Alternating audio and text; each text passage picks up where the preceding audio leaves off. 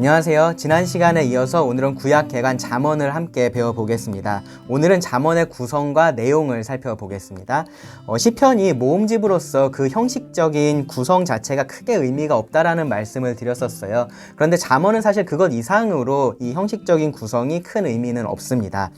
잠언을 앞부분부터 이렇게 쭉 읽어보면요, 10장부터 뭔가 좀 변화가 있다라는 것을 느낄 수가 있어요. 우리가 잠언 하면 떠오르는 짧은 그런 경구들 있잖아요. 그런 경구가 본격적으로 등장하기 시작하는 것이 바로 10장부터입니다. 그래서 그것을 중심으로 우리가 잠언을 형식적으로 구분해 볼 수는 있지만 이제 그것이 큰 의미는 없습니다. 그래서 일반적으로는요, 이 언급된 저자에 따라서 이런 식으로 구분을 합니다. 먼저 1장 1절부터 7절은요, 솔로몬의 서문입니다. 이것이 잠언이고 또 이 잠언을 통해서 하나님께서 인간에게 의도하신 그런 삶을 살 수 있는 비결을 알게 할 거다라고 솔로몬이 그렇게 말을 하고요. 그리고 이 말을 잘 듣고 받아들이는 자가 지혜로운 사람이고 분별력이 있는 사람이다 라고 말을 합니다. 이어지는 8절부터 9장까지의 말씀은요, 아버지가 아들에게 이렇게 권면을 하는 그러한 형식으로 기록이 되어 있습니다. 크게 보면은 이제 10장부터 시작되는 실제적인 잠언의 어떠한 서론 같은, 이렇게 잠언의 말씀을 잘 들어야 된다, 이제 그러한 내용이기 때문에 서론으로 그렇게 구분을 하는 경우들도 있는데요. 근데 이 길이나 이 내용을 보면은 하나의 잠언 모음으로 보는 것이 저는 더 좋다라고 생각을 합니다. 이 단락에는요, 총 10개의 권면이 있고요. 그리고 각 권면은 내 아들아 내 아비의 교훈을 들어라 라는 식의 표현으로 시작이 됩니다. 주된 내용은 그렇게 지혜를 추구하고 어리석음은 버려라, 이제 그런 내용이에요. 그러면서 지혜가 얼마나 가치가 있는지를 강조를 하고 또 경계해야 할 그러한 어리석음의 유혹에 대해서 아주 생생하게 표현을 합니다. 주요 대상이 아들이다 보니까 이 성적인 순결함에 대한 말씀도 자주 나오고요. 또 지혜와 어리석음에 대해서 예를 들 때도 이제 여인들로 그렇게 표현을 하는 것을 볼 수 있습니다. 그리고 보증 서는 것과 같은 아주 실제적인 부분에 대한 그런 말씀들도 이 안에 기록이 되어 있습니다. 이 단락의 시작과 끝을 보면요, 지혜가 이렇게 부르는 장면이 묘사가 되어 있습니다. 그러니까 지혜가 어디 이렇게 꽁꽁 숨어 있어 가지고 일부의 사람들만 거기에 도달을 할 수 있고 또 그 사람들만 어떤 특별한 그런 경지에 오르게 되는 것이 아니다라는 거죠. 지혜는 길거리에 있다 그러고요, 광장에 있다라고 합니다. 지혜가 집을 지어놓고 사람들을 초대한다라고 얘기를 해요. 그러니까 결국은 지혜를 찾기가 너무 어려워서 지혜로운 사람이 적은 게 아니라 사람들이 그런 지혜의 부름에, 초대에 응하지 않기 때문에 그런 거다라는 것을 우리가 이 말씀을 통해서 생각해 볼 수 있습니다. 흥미로운 것은요, 지혜는 이렇게 공개적으로 사람들을 초대를 하는데 어리석음은 반대로 아주 은밀하게 사람들을 유혹을 해요. 지혜는 정숙한 여인이라면 어리석음은 음녀로서 표현이 됩니다. 지혜를 얻는 것은 결혼이고요, 어리석음을 얻는 것은 간음하는 것입니다. 후에 많은 아내들로 인해서 그 마음이 하나님에게서 돌아섰던 사람 솔로몬이 이런 예를 통해서 아들들을 이렇게 가르쳤다라는 것도 굉장히 좀 흥미로운 부분이죠. 또 하나 우리가 주목할 만한 것은요, 1장에서 지혜를 거절하고 어리석음을 추구한 그러한 사람들에 대해서 지혜가 더 이상은 그들의 부름에 응답하지 않고 그들을 만나지 않을 때가 온다라고 그렇게 말을 하는 부분이에요. 그런 날이 오기 전에 지혜의 부름에 응답을 하라고 그렇게 솔로몬은 강조를 합니다. 8장에서는요, 지혜가 태초 전부터 하나님에게 속해 있다라는 것을 말하면서 지혜를 의인화를 해서 표현을 해요. 그런데 이 의인화가 굉장히 인상적입니다. 여러분 읽어보시면 아실 거예요. 그래서 이것이 아주 인상적이어서 이건 의인화가 아니라 말씀이시며 하나님의 지혜이신 예수님을 그대로 말을 하고 있는 거다, 표현을 하고 있는 거다, 이제 그렇게 이해를 하는 경우들도 사실 많이 있습니다. 예수님께서 참 지혜이시기 때문에 그렇게 이해를 한다고 해서 큰 문제가 생기지는 않아요.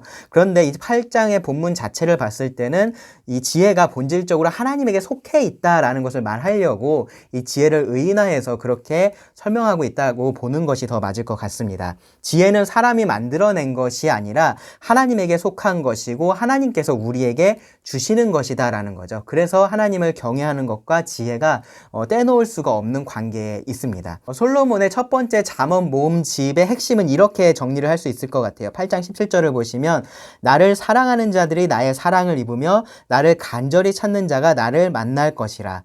지혜를 사랑하고 간절히 찾는다면 지혜의 사랑을 입고 지혜를 만난다라는 것을 알고 그렇게 지혜를 추구하라라는 것이 이 솔로몬이 아들들에게 해주고 싶은 말이다라고 그렇게 할 수 있습니다. 물론 거기서 핵심은요, 여호와를 경외하는 거예요. 성공하는 사람의 7가지 습관, 그런 게 지혜가 아니라 이 하나님께서 의도하신 삶을 사는 것이 참된 성공이고 잘 사는 인생이기 때문에 정말로 중요한 것은 하나님께서 주시는 그러한 참된 지혜를 부지런히 찾고 만나서 삶으로 그렇게 살아내는 것이라고 말할 수 있습니다. 여러분, 31장으로 구성된 이 잠언에서 9장이 이런 내용을 담고 있다라는 것에 대해서 우리는 좀 깊이 생각해 볼 필요가 있습니다. 이 9장까지의 말씀이요, 솔로몬이 그 아들들에게 한 말이라고 말씀을 드렸잖아요. 그럼 이 듣는 아들들 입장에서는 사실은 좀 지겹다라고 생각이 될 정도로 솔로몬이 같은 말을 계속 반복을 하고 있는 거예요. 내 말을 들어라, 지혜의 말을 들어라, 지혜를 찾아라, 어리석음을 버려라, 이런 말을 계속해서 반복을 하는 겁니다. 그런데 이 자녀를 키워보신 분들은 아마도 뼈저리게 그렇게 느끼고 계실 거고요. 그렇지 않은 분들도 충분히 솔로몬이 왜 이렇게 하는지를 이해하실 수 있을 거라고 생각을 합니다. 아이들은요, 말을 지긋지긋하게 안 들어요. 골백번을 얘기를 해도 안 듣습니다. 여러분, 골백번이 몇 번인지 아시나요? 100번을 10,000번을 한 겁니다. 그러니까 100만 번인 거죠. 좀 과장된 표현이기는 한데 저도 어렸을 때 이런 표현들 많이 들었던 것 같아요. 골백번을 말했는데도 안 듣냐, 이제 그런 식의 말들을 들었던 것 같아요. 아이들은 말을 잘 안 들어요. 그렇죠? 사실 아이들만 그런가요? 나이가 들으면 저절로 남의 말 잘 듣게 되고 그런가요? 그렇지 않죠. 그렇기 때문에 솔로몬이 계속해서 이렇게 반복해서 이야기를 하는 겁니다. 그리고 먼저는 이 말을 들으려고 하는 것이 정말로 중요하기 때문에 그렇습니다. 그런데요, 또 한편으로 생각해 보면요, 우리가 모든 말을 그렇게 잘 안 듣는 것도 아니에요. 어떤 것은 계속 하라라고 해도 하지 않는 것들이 있는데, 어떤 거는 아무리 하지 말라라고 해도 하는 것들이 있죠. 우리 나름의 그런 기준이 있습니다. 뭐냐 하면요, 우리의 육신이 원하는 것, 죄가 좋아하는 것들은 하지 말라라고 해도 그 말은 잘 듣습니다. 반대로 육신이 싫어하는 것은요, 누가 아무리 말해도 잘 듣지를 않아요. 기본적으로 우리는 다 죄인으로 태어나서 그렇습니다. 이 죄인으로 태어난 우리들은요, 죄의 말은 잘 들으려고 하고 하나님의 말씀은 잘 듣지 않으려고 하는 겁니다. 그러니까 이렇게 지혜를 찾으라고, 하나님의 지혜를 찾으라고, 그 지혜의 귀를 기울이라고 계속해서 말을 들어야 되는 겁니다. 그래야 찾을까 말까 하니까요. 이런 면에서요, 우리는 좀 노력이 필요하다라는 것도 생각해 볼 필요가 있습니다. 가만히 있으면 중간이라도 가고 제자리에만 있으면 참 좋겠는데, 우리가 살고 있는 이 세상이요, 그리고 우리 자신이 그렇지가 않다라는 것을 좀 인정을 해야 됩니다. 여러분, 이렇게 기울어진 운동장이다, 기울어진 운동장에서 싸우는 싸움이다, 그런 말 들어보셨죠? 우리의 영적인 싸움이 사실은 그런 겁니다. 이렇게 기울어진 운동장에서 우리가 싸우고 있는 겁니다. 가만히 있으면 이기는 그러한 싸움이 아니라 이 땅에 있을 때요, 가만히 있으면 죄로 쓸려 내려가는 그러한 싸움입니다. 그러니까 더 지혜를 찾으려고 노력을 해야 되고요, 그곳에 거하려고 계속해서 노력을 해야 됩니다. 혼자서도 성경을 읽어야 되고요, 그거를 다른 성도들하고도 나누려고 노력을 해야 되는 거죠. 신앙서적도 찾아서 읽고요, 찬양도 계속해서 틀어놓고 들으려고 해야 됩니다. 이렇게 교회에서 제공하는 영상들 여러분 놓치지 말고 계속해서 보시려고 해야 됩니다. 교회에서 어떤 일들 하면, 어떤 행사 같은 것들 하면 거기 빠지지 말고 참여하시고요, 또 교회 사역에서 어떤 섬길 수 있는 부분들이 있는지 알아보시고 또 적극적으로 그렇게 찾으셔야 됩니다. 성도들과 더 많이 이렇게 교제하기 위해서 노력을 하셔야 됩니다. 이런 노력 없이 그냥 내 삶이 하나님 앞에서 형통하고 나의 자녀의 삶이 그렇게 되기를 바란다라는 것은요, 정말로 어리석은 생각이에요. 이런 면에서 잠언 8장의 마지막 두 구절이 우리들한테 격려도 되고 경고도 됩니다. 대저 나를 얻는 자는 생명을 얻고 여호와께 은총을 얻을 것임이라. 그러나 나를 잃는 자는 자기의 영혼을 해하는 자라. 나를 미워하는 자는 사망을 사랑하느니라. 여러분, 여러분의 영혼을 정말로 사랑하시고 또 여러분의 가족들, 여러분의 자녀들의 영혼을 사랑하신다면 이렇게 지혜를 끊임없이 추구하셔야 되는 겁니다. 그 말을 들어야 되는 겁니다. 그것이 정말로 성공하는 사람들, 인생을 잘 사는 사람의 습관입니다. 이어지는 솔로몬의 잠언 2집은요, 우리가 흔히 생각하는 그런 잠언들의 모음입니다. 총 375개의 잠언이 있고 일부를 제외하면은 그 안에서 문맥을 찾을 수는 없어요. 10장에서 15장에서 사용된 잠언은요, 서로 이렇게 대조를 이루는 반의 평행법이 사용된 잠언들이 대부분이고요. 16장에서 22장은요, 반대로 이 유사한 내용이 평행을 이루는 동의 평행법이 지배적으로 사용이 되었다라는 것이 이 형식상의 특징입니다. 22장에서 24장에 기록된 지혜 있는 자의 잠언은 솔로몬이 직접 쓴 것이라기보다는 솔로몬이 수집한 그러한 잠언일 거예요. 총 77개의 잠언을 담고 있습니다. 그 다음에 이 솔로몬 잠언집 3권은요, 시작에서 밝히고 있는 것처럼 솔로몬 사후에 유다가 멸망하기 전에 이 히스기야 왕이 신하들을 통해서 수집한 솔로몬의 잠언들입니다. 총 137개의 잠언이 여기에 수록이 되어 있습니다. 그리고 이제 아굴의 잠언과 리무엘의 잠언이 부록과 같은 역할로서 제일 끝에 기록이 되어 있습니다. 아굴의 잠언은 특징적으로 숫자가 사용된 잠언들이 많아요. 그리고 르무엘은요, 일부 학자들은 이제 솔로몬의 다른 이름이다, 이제 그렇게 주장을 하기도 하는데요. 뭐 특별한 그러한 근거는 없습니다. 근데 약간 그런 느낌이 들기는 해요. 왕의 어머니가 왕에게 해주는 말인데 무엇이 왕에게 중요한지를 그렇게 말씀을 해주는 그러한 내용입니다. 특별히 현숙한 여인, 현숙한 아내에 대한 말씀이 답관체 형식으로, 여러분 기억나시죠? 가나다 순서, 이 답관체 형식으로 기록이 되어 있습니다. 이 정도가 우리가 잠언의 구성에서 좀 생각해 볼 수 있는 그러한 내용들이에요. 처음에 말씀드렸었던 것처럼 이 형식적인 구성 자체에 특별한 의미가 있다라고 보기는 어려운데, 이제 이 정도로 여러분 기억을 해 두시면은 잠언을 읽으실 때 도움이 될 겁니다. 다음으로 잠언을 좀 주제별로 이렇게 나눠서 살펴보려고 합니다. 형식적인 구성, 순서적인 구성 자체에는 그렇게 큰 의미를 우리가 찾기 어렵지만, 이렇게 주제별로 묶어서 어떤 주제에 대해서 어떤 말씀이 있는지를 이렇게 모아서 보면은 우리가 이 잠언의 말씀들을 보는데 많은 도움이 됩니다. 뭐 잠언 조직 신학이다, 뭐 그렇게 말씀을 드릴 수도 있을 것 같아요. 모든 주제에 대해서 제가 좀 말씀을 드리기는 어렵고요. 몇 개의 주제를 2시간에 걸쳐서 좀 살펴보려고 합니다. 나머지 주제들에 대해서는요, 제가 추후에 이 주제별 잠언 분류를 좀 이렇게 정리를 해서 여러분들한테 드리려고 하니까요. 개인적으로 이제 그것을 보시면서 좀 이렇게 연구를 해보시면은 많은 도움이 되리라고 생각을 합니다. 오늘은요, 이 말에 대해서, 언어 생활에 대해서 잠언이 무엇을 말하고 있는지 같이 좀 살펴보겠습니다. 성경은요, 우리 삶에 있어서 이 말과 관련돼서 굉장히 많은 말씀을 하고 있습니다. 말도 우리 삶의 일부이죠. 그런데 이것이 너무나 중요하기 때문에 따로 떼놓고서 성경에서 말할 때가 굉장히 많아요. 이 죄의 목록을 이야기할 때도 보면은 말로 범하는 죄와 그 외의 죄들을 이렇게 구분해서 말하기도 하고요. 또 예배라는 것도 입술의 예배, 우리 말로 드리는 예배와 삶의 예배를 구분을 하죠. 그만큼 말은 우리 삶에 있어서 중요하기 때문에 이제 그렇게 따로 다뤄질 필요가 있는 거고요. 그래서 성경에서 그렇게 말을 좀 중요하게 따로 다룰 때가 많이 있는 겁니다. 지혜를 다루는 잠언도요, 그렇기 때문에 이 말을 굉장히 중요하게 다루고 말에 대한 말씀이 정말로 많이 있습니다. 거의 매 장 말에 대한 잠언을 찾아볼 수 있을 정도로 많은 잠언이 이 언어 생활에 대해서 말씀을 하고 있습니다. 먼저 말에 대해서 우리가 분명하게 좀 알고 넘어가야 될 것은 뭐냐면요, 말은 엄청난 힘을 가진다라는 겁니다. 잠언 11장 9절을 보시면 악인은 입으로 그의 이웃을 망하게 하여도 의인은 그의 지식으로 말미암아 구원을 얻느니라 라고 말씀하고요. 잠언 13장 2절 3절을 보시면 사람은 입의 열매로 인하여 복록을 누리거니와 마음이 괴사한 자는 강포를 당하느니라. 입을 지키는 자는 자기의 생명을 보존하나 입술을 크게 벌리는 자에게는 멸망이 오느니라. 잠언 18장 21절은요, 그 힘에 대해서 이렇게까지 단언하면서 말을 해요. 죽고 사는 것이 혀의 힘에 달렸나니 혀를 쓰기 좋아하는 자는 혀의 열매를 먹으리라. 이 말은요, 죽고 사는 것이 오로지 말에 따라서만 달라진다라는 말은 아니고요. 말이 죽이기도 하고 살리기도 한다라는 그러한 말입니다. 그만큼 말의 능력이 엄청나다라는 것을 표현을 하는 거죠. 신약에서는 여러분 잘 아시는 야고보가 이 말의 힘에 대해서 말을 하면서 말의 입에 물리는 그런 재갈 혹은 배, 키, 불 같은 것을 이렇게 예로 들어서 아주 생생하게 묘사한 것 여러분 기억하실 겁니다. 말은 사람이 가지고 있는 이 사람 간의 의사소통에 있어서 가장 핵심적인 그러한 수단이고요. 이 관계를 중심적으로 살아가고 있는 그러한 사람들에게 있어서 그러한 말은 큰 영향을 끼칠 수밖에 없는 거죠. 만약에 무인도에 혼자 산다라고 하면요, 이 말은 큰 영향을 발휘할 수 없을 거예요. 말의 힘이라고 말할 만한 것이 아마 없을 겁니다. 그런데 그렇지 않잖아요. 우리는 관계를 맺으면서 함께 살아가고 있습니다. 그래서 이 말의 능력은요, 하는 사람과 듣는 사람 모두에게 그렇게 영향을 미친다라고 말할 수 있습니다. 데릭 키드너라는 사람은요, 이 말의 그런 능력에 대해서 크게 두 가지 말의 성질 때문에 그렇게 큰 힘을 갖는다라고 얘기를 해요. 침투성하고 확장성인데요.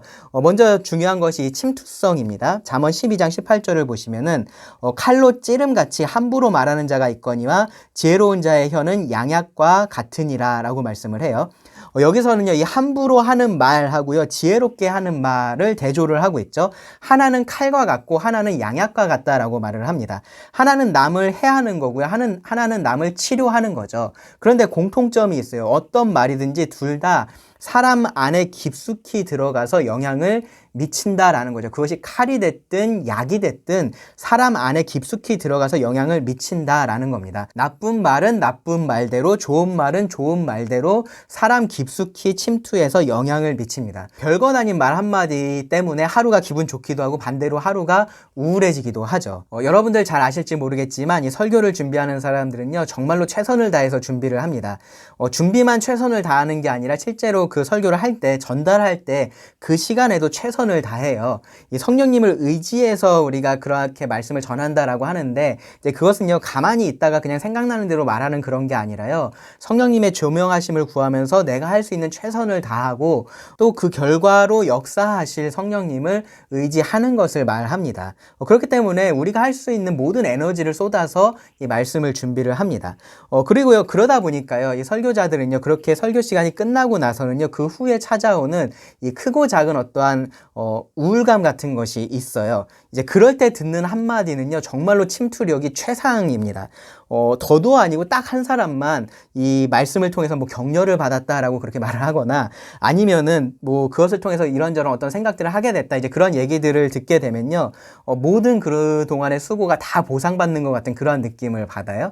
근데 또 반대로요, 부정적인 피드백 한마디 때문에 막 어떤 생각을 하게 되냐면은, 그래, 다시는 설교 같은 거 하지 말아야지. 뭐 나 같은 사람이 설교해서 뭐 하겠어. 나는 하나님 말씀을 전할 자격이 없어. 약간 그런 극도의 자책과 자괴감에 빠지게 됩니다. 제가 지금 약간은 과장해서 이렇게 말씀을 드렸는데요, 어느 정도는 사실입니다. 크고 작고의 차이가 있을 뿐이에요. 뭐 저만 그런 게 아니고요, 진심으로 이렇게 하나님의 말씀을 선포하고자 하는 그러한 마음으로 이 말씀을 전하는 사람이라면 누구나 다 이러한 경험들을 합니다. 그만큼 말 한마디의 침투력이라는 것이 굉장하고요, 특히 연약해져 있는 사람한테는 더더욱이나 그렇습니다. 정말로 이 한마디가 사람을 살리기도 하고 죽이기도 합니다. 그런데 이거는요, 제가 경험하는 거라서 이렇게 예를 들어서 말씀을 드린 것 뿐이지, 사실 설교자만 그런 건 아니에요. 동일한 원리가 모든 사람들에게 똑같이 그렇게 적용이 됩니다. 힘들게 일하고 돌아온 남편에게 아내가 건네는 따뜻한 말 한마디가 이 남편의 영혼을 그렇게 살아나게 해요. 그 반대는 어떨까요? 남편이 이렇게 집에 돌아오자마자 기다렸다는 듯이 막 이런저런 집안일들을 막 하라고 하면서 뭐 하루 종일 사무실에서 시원한 에어컨 맞으면서 편했지, 막 그런 식으로 이야기를 한다면 어떨까요? 그날은 싸움 나기 쉽겠죠. 아내가 종일 집에서 수고한 것을 알아주는 남편의 말 한마디에 아내는 사랑받고 있다라는 것을 느낍니다. 그런데 막 그날따라 애도 막 말썽을 부리고, 그래서 집안 정리도 안 돼 있고 저녁 준비도 안 된 그런 상황에서 남편이 와서 뭐 하루 종일 집에 있으면서 정리도 안 하고 뭐 한 거야, 막 그런 식으로 투덜대고 그런다면 아마도요, 뭐 당장이라도 짐 싸서 나가고 싶은 마음이 드실 수 있습니다. 말은요, 기본적으로 이 침투력이 굉장히 뛰어납니다. 특히나 이 말을 듣는 사람이 연약해져 있을 때는 더더욱이나 그렇습니다. 말이 이 침투력이 좋은 칼이라고 생각을 해보시면요, 바위 같은 단단한 것에는 별로 소용이 없을 거 아니에요. 그런데 무른 것에서는 그것이 굉장히 치명적이 될 수 있는 거죠.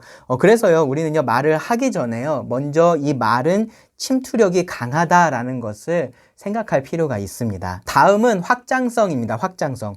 말은 생각을 심어줘요. 그리고 그 생각은 결과를 만들어냅니다. 그래서 야고보는 말을 불에 비유를 했는데, 잠언에도 그런 비유들을 찾아볼 수가 있어요. 잠언 16장 27절을 보시면 불량한 자는 악을 꾀하나니 그 입술에는 맹렬한 불 같은 것이 있느니라 라고 말씀을 하고요. 잠언 26장 20절을 보시면 나무가 닿으면 불이 꺼지고 말쟁이가 없어지면 다툼이 쉬느니라. 숯불 위에 숯을 더하는 것과 타는 불에 나무를 더하는 것 같이 다툼을 좋아하는 자는 시비를 일으키느니라 라고 말씀을 합니다. 악한 말만 그런 것은 아닙니다. 선한 말도 그 결과를 만들어내죠. 잠언 12장 14절을 보시면 사람은 입의 열매로 말미암아 복록에 족하며 그 손이 행하는 대로 자기가 받느니라. 악한 말은 악한 생각을 심고요. 그 생각은 악한 행동으로 이어지는 거고요. 선한 말은 선한 생각을 심고 그 생각은 또 선한 행동으로 그렇게 이어지는 겁니다. 그렇게 말은 그 영향력을 이렇게 넓혀가는 거죠. 한 사람에게서 시작된 말이 그 사람 혹은 듣는 사람에게만 머무르지는 않습니다. 그 말 자체가 이렇게 퍼져 나가기도 하고요. 그 말의 결과가 퍼져 나가기도 합니다. 따라서 말을 할 때 우리는요, 이 말의 침투력이 뛰어나다라는 것뿐만 아니라 그 확장성도 고려를 해야 되는 거죠. 그래서 말을 하는 것과 관련해서 이 잠언이 주는 가장 중요한 지혜는 바로 이겁니다. 잠언 21장 23절을 보시면은 입과 혀를 지키는 자는 자기의 영혼을 환난에서 보전하느니라 라고 말씀을 하고요. 29장 20절에는요. 네가 말이 조급한 사람을 보느냐 그보다 미련한 자에게 오히려 희망이 있느니라 라고 말씀을 합니다. 잠언 15장 28절에서는요. 의인의 마음은 대답할 말을 깊이 생각하여도 악인의 입은 악을 쏟느니라 라고 말하고요. 17장 27절 28절에서는요. 말을 아끼는 자는 지식이 있고 성품이 냉철한 자는 명철하느니라. 미련한 자라도 잠잠하면 지혜로운 자로 여겨지고 그의 입술을 닫으면 슬기로운 자로 여겨지느니라.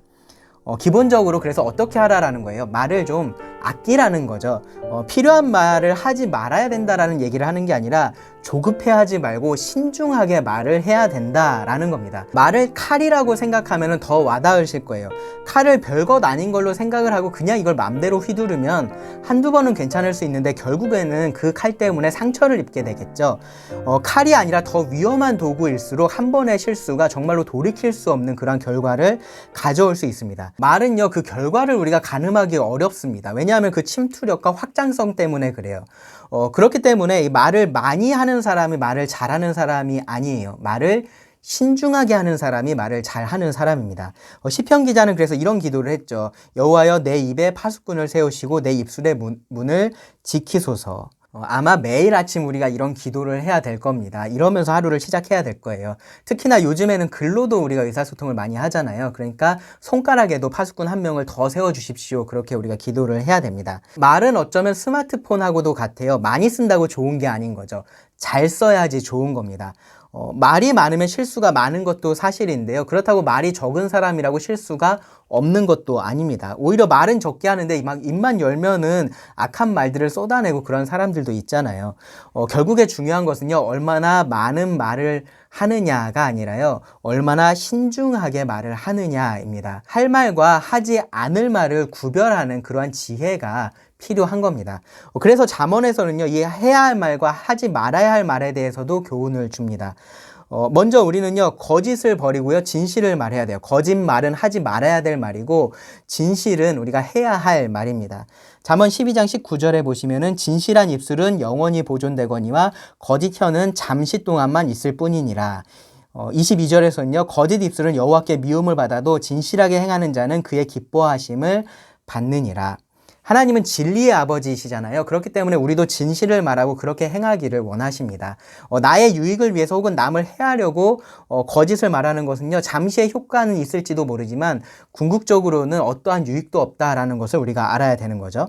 잠언 21장 6절에서는요. 속이는 말로 재물을 모으는 것은 죽음을 구하는 것이라 곧 불려다니는 안개니라 라고 말하고요. 25장 18절에서는 자기의 이웃을 쳐서 거짓 증거하는 사람은 방망이요 칼이요 뾰족한 화살이니라 라고 말씀을 합니다. 거짓을 말하는 건 우리가 반드시 버려야 됩니다. 그렇다고 해서요, 이 마음속에 있는 것을 무조건 밖으로 다 내뱉어야지만 진실된 말을 하는 것은 아니에요.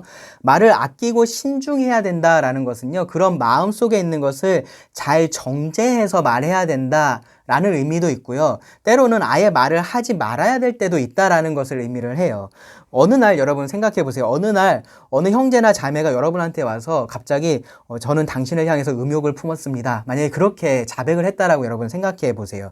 그 말은요, 사실을 말한 것일 수는 있지만 하지 않는 것이 더 좋은 말이에요. 하나님 앞에서 그것에 대해서 회개하고 진정으로 뉘우치고 다시는 그런 마음을 품지 않으면 되는 거지, 그것을 굳이 그 사람을 찾아가서 말로 해야만 되는 것은 아닌 겁니다. 그것은 지혜로운 게 아니에요. 잠언은 그래서요, 경우에 맞는 말에 대해서도 말을 합니다. 잠언 15장 23절을 보시면 사람은 그 입의 대답으로 말미암아 기쁨을 얻나니 때에 맞는 말이 얼마나 아름다운고. 25장 11절에서는요, 경우에 합당한 말은 아로 새긴 은 쟁반에 금 사관이라 라고 말씀을 해요. 그러니까 경우에 맞는 말이 있고 그렇지 않은 말이 있다라는 거죠. 앞서 예로 말씀드렸던 그런 경우는요, 경우에 맞지 않는 말을 한 거예요. 그러니까 하지 않는 것이 더 좋은 겁니다. 같은 말이라도 할 수 있는 상황이 있고요, 그렇지 않은 상황이 있는 겁니다. 그 좋은 예로 잠언은 이런 경우를 얘기를 해요. 잠언 27장 14절을 보시면 이른 아침에 큰 소리로 자기 이웃을 축복하면 도리어 저주같이 여기게 되리라. 아무리 좋은 말이라도 상황에 맞지 않으면 그것은 저주같이 여겨진다라는 거죠. 어리석은 말이 되는 겁니다. 경우에 맞는 말을 해야 되고 그렇지 않은 말은 하지 말아야 됩니다. 정말로 중요한 말이어서 뭔가 해야 될 것 같기는 한데 이걸 정말로 하는 게 맞는지 아닌지 좀 분간하기 어려우면 주변에 이렇게 도움을 요청하는 것도 좋은 방법입니다. 다른 사람의 잘잘못에 대해서 말하는 것에 대해서는요, 잠언은 또 이런 말씀을 해요. 잠언 28장 23절에 보시면 사람을 경책하는 자는 혀로 아첨하는 자보다 나중에 더욱 사랑을 받느니라.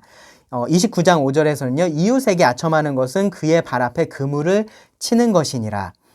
여기서 경책하는 것과 아첨하는 것에 대해서 말씀을 하고 있습니다. 경책이라는 것은 건설적인 비판이라고 할 수 있고요. 아첨은 무조건적인 칭찬입니다. 경책은 상대방을 위해서 해주는 듣기 좋지 않은 말인 거고요.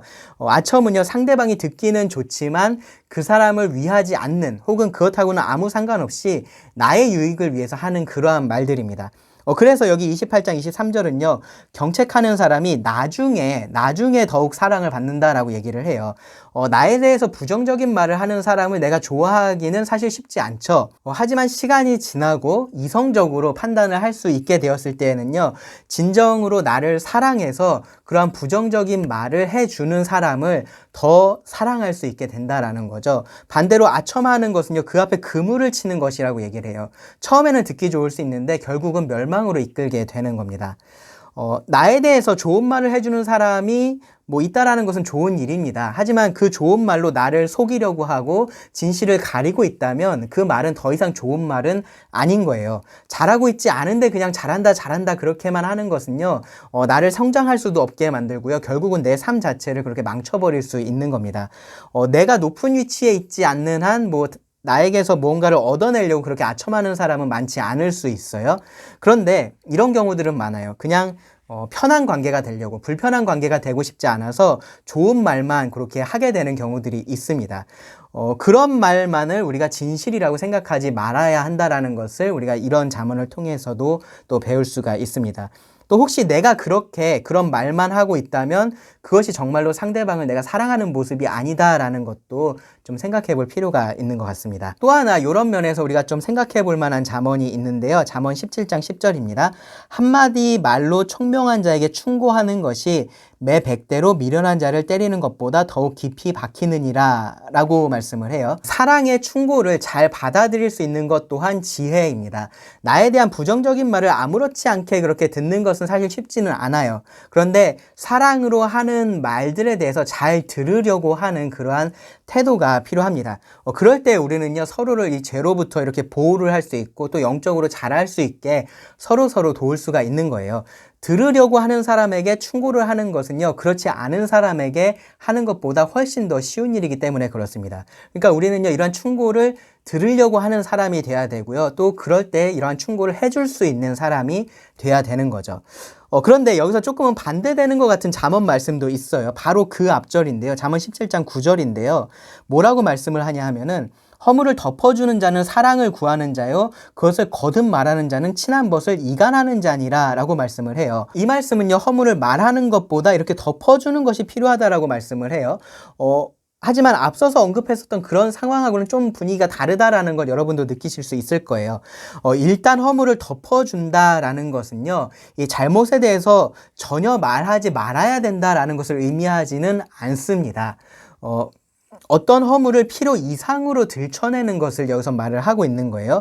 그리고 그것이 곧 거듭 말하는 것하고 연결이 되어 있는 건데요. 어떤 형제나 자매가 항상 스마트폰을 이렇게 가까이 하면서 성도들이 모여서 교제할 때도 계속해서 이렇게 스마트폰만 들여다보고 있다. 그런 상황을 여러분 한번 가정해 보세요.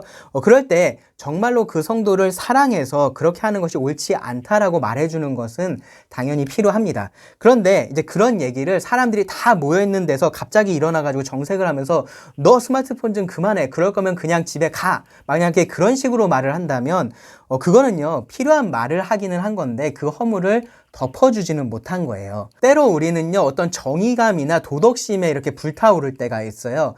특히 나는 객관적으로 봐도 그 부분에 있어서 좀 잘하고 있는 그런 일을 저 사람은 잘하고 있지 못할 때 이제 더 그런데요.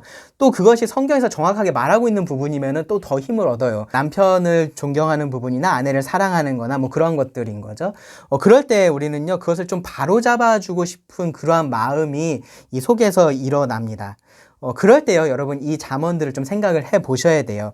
경책하는 것 필요합니다. 잘못을 바로 잡아주는 것 필요합니다. 그런데 그것을 사랑으로 해야 되는 거죠. 그 죄를 들춰내는 것이 필요한 것은 아닙니다. 우리가 그렇게 죄를 들춰내고 싶어 하는 것은요, 때로는요, 나의 의로움을 이렇게 드러내거나 혹은 우월감을 만끽하고 싶어서 그럴 때가 있습니다. 그럴 때 우리는 그런 마음들을 좀 내려놔야 되고요. 정말로 그 사람을 사랑하는 마음으로 이 허물을 덮어주면서 사랑으로 권면을 해야 되는 겁니다. 그리고 혹시 내가 그런 말을 누군가에게 듣게 된다면 정말로 겸손하게 그런 말을 들을 수가 있어야 되는 겁니다.